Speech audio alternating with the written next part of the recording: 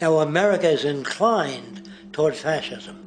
It has a propensity by its dominant philosophy and religion to uphold the fascist point of view. American industry is essentially a fascist institution. If you don't understand that, the minute you punch that time clock, you walk into a dictatorship. We're given notions about the respectability of work, and I really look at it as being paid slavery. They're brought up to believe that you shall earn your living by the sweat of your brow. That holds people back, freeing people from drudgery, repetitive jobs which make them ignorant. You rob them. In our society, that is a resource-based economy, machines free people. You see, we can't imagine that because we've never known that kind of world. If we look back at history, we see a very clear pattern of machine automation slowly replacing human labor.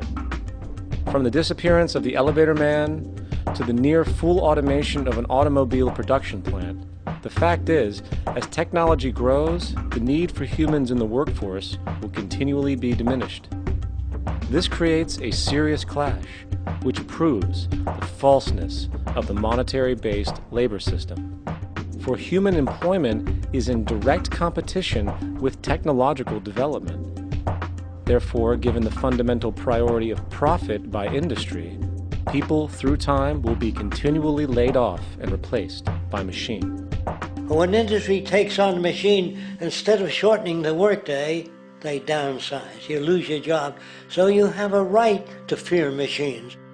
In a high-technology, resource-based economy, it is conservative to say that about 90% of all current occupations could be phased out by machines, freeing humans to live their life without servitude, for this is the point of technology itself. And through time, with nanotechnology and other highly advanced forms of science, it is not far-fetched to see how even complex medical procedures could be performed by machines as well, and based on the pattern, with much higher success rates than humans get today. The path is clear, but our monetary-based structure, which requires labor for income, blocks this progress, for humans need jobs in order to survive.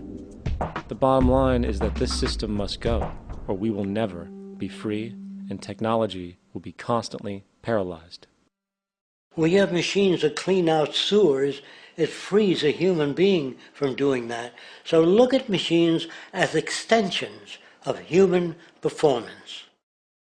Furthermore, many occupations today will have simply no basis to exist in a resource-based economy, such as anything associated with the management of money, advertising, along with the legal system itself. For without money, a great majority of the crimes that are committed today would never occur. Virtually all forms of crime are a consequence of the monetary system, either directly or by neuroses inflicted through financial deprivation. Therefore, laws themselves could eventually become extinct. Instead of putting up a sign, drive carefully, slippery when wet, put abrasive in the highway so it's not slippery when wet. And if a person gets in a car, they're drunk, and the car oscillates a great deal, there's a little pendulum that swings up and back, and that'll pull the car over to the side. Not a law solution. Put sonar and radar in automobiles so they can't hit one another. Man-made laws are attempts to deal with occurring problems, and not knowing how to solve them, they make a law. In the United States, the most privatized, capitalist country on the planet, it should come as no surprise that it also has the largest prison population in the world, growing every year. Statistically, most of these people are uneducated and come from poor, deprived societies. And, contrary to propaganda, it is this environmental conditioning which lures them into criminal and violent behavior. However, society looks the other way in regard to this point.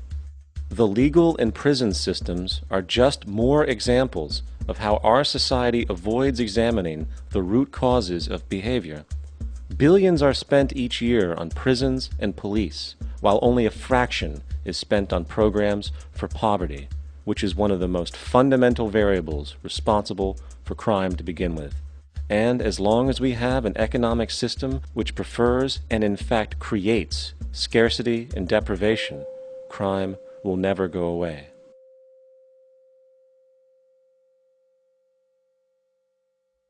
If people have access to the necessities of life without servitude, debt, barter, trade, they behave very differently. You want all these things available without a price tag.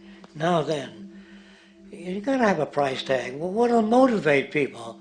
Man gets everything he wants, he just lay around in the sun. This is the myth they perpetuate.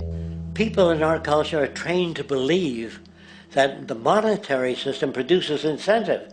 If they have access to things, why should they want to do anything?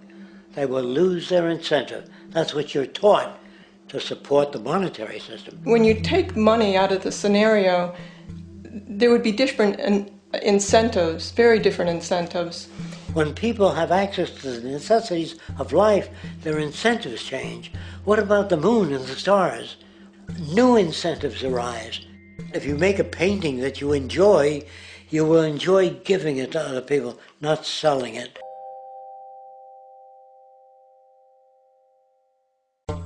I think most of the education that I've seen today is essentially producing a person for a job. It's very specialized. They're not generalists. People don't know a lot about a lot of different subjects.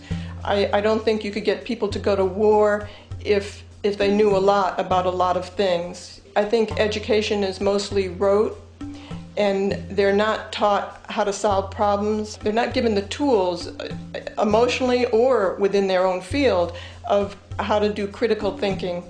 A resource-based economy, the education would be very different. Our society's major concern is mental development and to motivate each person to their highest potential. Because our philosophy is the smarter people are, the richer the world, because everybody becomes a contributor. The smarter your kids are, the better my life will be, because they'll be contributing more constructively to the environment and to my life, because everything that we devise within a resource-based economy would be applied to society. There would be nothing to hold it back. Patriotism, weapons, armies, navies, all that is a sign that we're not civilized yet. Kids will ask their parents, didn't you see the necessity of the machines? Dad, couldn't you see that war was inevitable when you produce scarcity? Isn't it obvious? Of course the kid will understand that you were pinheads, raised merely to serve the established institutions. We're such an abominable, sick society that we won't make the history book. They just say that large nations took land from smaller nations, used force and violence. You'll get history talked about as corrupt behavior all the way along until the beginning of the civilized world. That's when all the nations worked together. World unification, working toward common good for all human beings, and without anyone being subservient to anyone else. Without social stratification, whether it be technical elitism or any other kind of elitism, eradicated from the face of the earth. The state does nothing because there is no state.